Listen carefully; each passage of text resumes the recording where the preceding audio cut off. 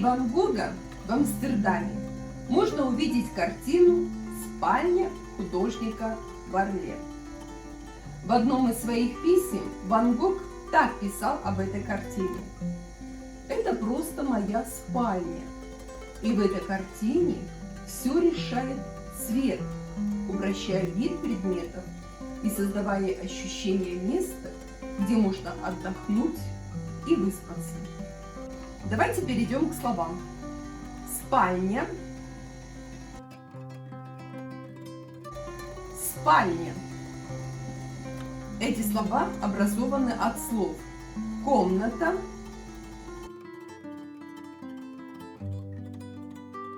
лежать,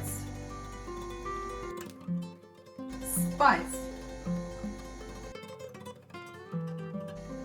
Художник от слова картина. Еще значение художник от слова рисовать. Открою секрет. В казахском языке, если добавить к слову суффиксы «ши» или «ше», то можно образовать новое слово, обозначающее профессию. Следующие слова. Дверь. Что мы еще видим? Стул.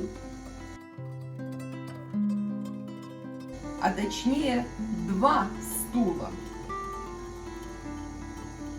И стулья.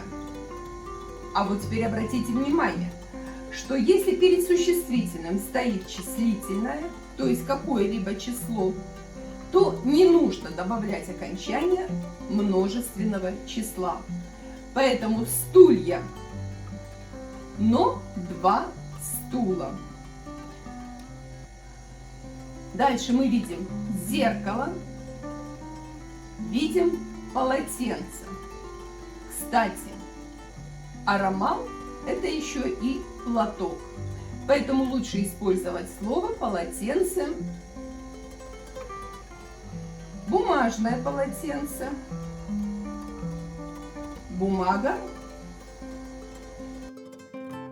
банное полотенце, баня, махровое полотенце, ворсистый, ворс. А какие знакомые слова увидели вы? Пишите в комментариях.